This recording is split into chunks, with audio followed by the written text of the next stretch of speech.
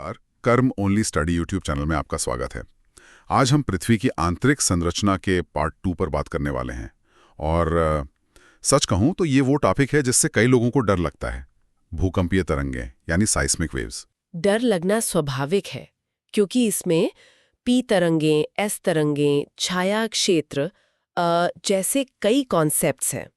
लेकिन आज हम इसे किसी टेक्स्ट बुक की तरह नहीं बल्कि एक जासूसी कहानी की तरह समझेंगे। बिल्कुल। सोच कर देखो, हम इंसानों ने आज तक जमीन में सबसे गहरा गड्ढा सिर्फ 12 किलोमीटर का खोदा है, जो पृथ्वी के साइज के सामने एक सुई की नोक बराबर भी नहीं है। तो फिर हमें ये कैसे पता चला कि पृथ्वी के केंद्र में 6000 किलोमीटर नीचे क्या है? हाँ, एग्जैक्टली। इसी सवाल का जवाब इन तरंगों में छिपा है। ये तरंगें हमारे जासूस हैं जो पृथ्वी के आर पार सफर करके हमें अंदर की खबर देती हैं। तो चलिए अपने नोट्स उठाते हैं और इस जासूसी कहानी को शुरू करते हैं। डरना नहीं, बस समझना है। ठीक है। तो नोट्स में सबसे पहली चीज है भूकंप विज्ञान, भूकंपीय तरंगे, और उसके साथ एक डायग्राम जिसमें ए और बी दो बिंदु हैं। ए है भूकंप मूल, फोकस, हाइपोसेंटर, और बी है अधिकेंद्र, एपिसेंटर। हाँ, ये दोनों सुनने में एक जैसे लगते हैं, पर इनमें फर्क समझना क्यों जरूरी है? देखिए, ये पहला और सबसे जरूरी कदम है। फोकस या भूकंप मूल वो असली जगह है पृथ्वी के कई किलोमीटर अंदर, जहां चट्टानें टूटने से ऊर्जा निकलती है, जहां से भूकंप की शुरुआत होती है। हाँ बिल्कुल, ये है कहानी का स्टार्टिंग पॉइंट। और एपिसेंटर या अधिकेंद्र? अधिकेंद्र फोकस के ठीक ऊपर जमीन की सतह पर मौजूद वो बिंदु है। जब हम खबरों में सुनते हैं ना कि भूकंप का केंद्र नेपाल में था, तो वो इसी एपिसेंटर की बात कर रहे होते हैं। अच्छा। यहीं पर झटके सबसे पहले और सबसे ज्यादा महसूस होते हैं। तो एक है क्राइम सीन जो जमीन के अंदर है, मतलब फोकस, और दूसरा है जहां हमें सबसे पहले सबूत मिलते हैं, यानी जमीन के ऊपर, एपिसेंटर। बिल्कुल। ओके, क्लियर है। अब आते हैं उन जासूसों पर जिनकी हम बात कर रहे थे। नोट्स में दो तरह की तरंगों का जिक्र है। पहली है अनुदैर्ध्य तरंगे, पी, प्राथमिक, पी। इन्हें प्राथमिक क्यों कहते हैं? प्राथमिक यानी प्राइमरी, क्योंकि ये सबसे तेज है, मतलब रेस में हमेशा फर्स्ट आती हैं। जैसे ही भूकंप आता है, दुनिया में कहीं भी रखे सिस्मोग्राफ पर सबसे पहले यही तरंग पहुंचकर दस्तक देती है। मैं आ गई। हाँ, कुछ वैसा ही। समझ गया। ये हमारी कहानी की सबसे तेज जासूस है। और दूसरी, नोट्स में दिखा है अनुप्रस्थ तरंगे, एस, द्वितीयक, एस। द्वितीयक यानी सेकेंडरी, नाम से ही जाहिर है, ये रेस में दूसरे नंबर पर आती हैं। ये पी तरंगों के मुकाबले थोड़ी धीमी होती हैं, इसलिए सिस्मोग्राफ पर उनके बाद रिकॉर्ड होती हैं। अच्छा। इनकी चाल भी अलग होती है, ये किसी सांप की तरह लहराती हुई चलती हैं। ठीक है, तो हमारे पास दो जासूस हैं, एक सुपर फास्ट पी तरंग और दूसरी उससे थोड़ी धीमी एस तरंग। अब देखते हैं कि इन जासूसों ने हमें पृथ्वी के बारे में क्या बताया। नोट्स की अगली लाइन कहती है, भूकंपीय तरंगों से पृथ्वी के आंतरिक भागों के बारे में सर्वाधिक जानकारियां प्राप्त होती हैं। इसका मतलब यही है कि ये तरंगे पृथ्वी का अल्ट्रासाउंड है। अल्ट्रासाउंड? हाँ, जैसे डॉक्टर शरीर के अंदर देखने के लिए साउंड वेव्स का इस्तेमाल करते हैं, वैसे ही भूविज्ञानिक इन भूकंपीय तरंगों के बर्ताव को देखकर बताते हैं कि पृथ्वी अंदर से ठोस है, तरल है या कैसी है। हम अंदर देख तो नहीं सकते, पर इन तरंगों की यात्रा को ट्रैक कर सकते हैं। यानी हम खुद नहीं जा सकते, तो हमने इन लहरों को अपना जासूस बनाकर भेज दिया। कमाल है। बिल्कुल। नोट्स में आगे लिखा है, भूगर्भ में स्थित भूकंप मूल से दो प्रकार की तरंगें उत्पन्न होती हैं, जो भूकंप मूल के ठीक ऊपर स्थित अधिकेंद्र पर सबसे पहले पहुंचती हैं तथा उसके बाद अन्य भागों में पहुंचती हैं। और एस तरंगे एक साथ निकलती हैं हर दिशा में। वो सबसे पहले सीधे ऊपर एपिसेंटर पर पहुंचती हैं और फिर वहां से पूरी पृथ्वी की सतह और उसके आर पार फैल जाती हैं। अब असली मजा इनके गुणों को समझने में है, क्योंकि पृथ्वी के सारे राज वहीं छिपे हैं। एग्जैक्टली। तो चलो पहले जासूस यानी पी तरंग की प्रोफाइल चेक करते हैं। नोट्स कहते हैं पी तरंगे ये द्रुत गति करती हैं तथा पृथ्वी की सतह पर सबसे पहले पहुंचती हैं। ये तो हम समझ गए, ये स्पीड की रानी है। हाँ, और इसकी अगली खासियत ही इसकी सुपर पावर है। ये ठोस, द्रव, गैस आदि सभी माध्यमों से गुजर सकती है। अरे वाह, मतलब इसके पास तो ऑल एक्सेस पास है। इसके रास्ते में चाहे ठोस चट्टान आए या पिघला हुआ लावा जैसा द्रव, ये किसी से नहीं रुकती। किसी से नहीं, सबके आर पार निकल जाती है। ये पी तरंगों का सबसे बड़ा गुण है। लेकिन एक और बहुत दिलचस्प बात है इसके चलने के तरीके में। नोट्स की अगली लाइन थोड़ी टेक्निकल है पर बहुत जरूरी है। कौन सी? भूगर्भ में ठोस माध्यम में ये मुड़कर अवतल मार्ग पथ पर चलती है, परंतु द्रव माध्यम में सीधी चलती है। एक मिनट, अवतल मार्ग मतलब? थोड़ा घुमावदार रास्ता, एक कर्व की तरह। बिल्कुल।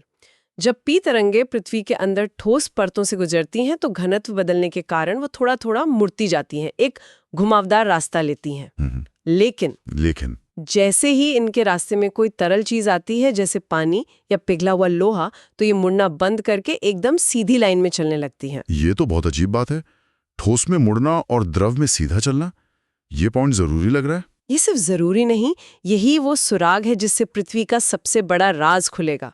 इस एक लाइन को दिमाग में बैठा लीजिए, हम इस पे वापस आएंगे। ठीक है, पॉइंट नोटेड। अब दूसरे जासूस एस तरंग की प्रोफाइल देखते हैं। नोट्स कहते हैं एस तरंगे ये प्रकाश तरंगों की तरह अनुप्रस्थ गति करती हैं तथा पी तरंगों की तुलना में धीमी गति से चलती हैं। तब पर पी तरंगों के बाद पहुंचती हैं। हाँ, ये भी क्लियर है, ये धीमी है और लहरा के चलती हैं। हाँ, पर इसकी असली पहचान, या यूं कहें कि इसकी सबसे बड़ी कमजोरी अगली लाइन में है। भूगर्भ में ये भी ठोस माध्यम में मुड़कर अवतल पथ पर चलती हैं, परंतु द्रव व गैसीय माध्यम में लुप्त हो जाती हैं। एक मिनट, लुप्त हो जाती हैं मतलब गायब पूरी तरह से? ये तो बहुत बड़ा ट्विस्ट है। यही कहानी का सबसे बड़ा मोड़ है। एस तरंगे ठोस चीजों से तो पी तरंगों की तरह ही गुजर जाती हैं, लेकिन जैसे ही इनके सामने कोई तरल या द्रव आता है, ये उसे पार नहीं कर पाती। ये वहीं रुक जाती है, खत्म हो जाती हैं। इनकी सारी शक्ति वहीं जवाब दे देती है। तो एक जासूस ऐसा है जो हर दरवाजे को पार कर लेता है, यानी पी तरंग, और दूसरा ऐसा है जो लिक्विड के दरवाजे पर आकर रुक जाता है, यानी एस तरंग। बिल्कुल सही पकड़ा। और एस तरंग की यही कमजोरी वैज्ञानिकों के लिए सबसे बड़ी ताकत बनी। इसी एक कमजोरी ने हमें पृथ्वी के केंद्र का सबसे पुख्ता सबूत दिया। और ये सबूत हमें मिलता है कहानी के सबसे अहम हिस्से में, जिसे छाया क्षेत्र या शैडो जोन कहते हैं। हाँ, चलिए अब उस हिस्से पर आते हैं जहां ये जासूसी कहानी अपने क्लाइमैक्स पर पहुंचती है। ये छाया क्षेत्र वाला हिस्सा ध्यान से समझना होगा। नोट्स की लाइन थोड़ी लंबी है, इसे टुकड़ों में तोड़ते हैं। हाँ। जब पी व एस तरंगों का पृथ्वी की सतह पर अभिलेखन किया गया तो अधिकेंद्र से 105 डिग्री के कोण तक पी व एस दोनों तरंगे पहुंचती हैं। इसे ऐसे समझो, वैज्ञानिकों ने पूरी दुनिया में भूकंप मापी यंत्र लगा रखे हैं। जब कहीं भूकंप आता है तो ये सभी यंत्र तरंगों को रिकॉर्ड करते हैं। उन्होंने देखा कि भूकंप के एपिसेंटर से 105 डिग्री की कोणीय दूरी तक पी और एस दोनों तरंगे बिना किसी परेशानी के पहुंच जाती हैं। सब कुछ नॉर्मल लगता है। हाँ, 105 डिग्री तक सब कुछ नॉर्मल है। ठीक है, 105 डिग्री तक दोनों जासूस रिपोर्ट कर रहे हैं। हाँ। लेकिन आगे क्या हुआ? नोट्स कहते हैं परंतु 105 डिग्री से 145 डिग्री के बीच पी तरंगे अभिलेखित नहीं की जाती हैं। यहीं पर पहली सामने आई। 105 डिग्री के बाद अचानक पी तरंगे गायब हो गई। 105 से 145 डिग्री के बीच के इलाके में मौजूद किसी भी मशीन पर पी तरंगों की कोई रीडिंग नहीं आई।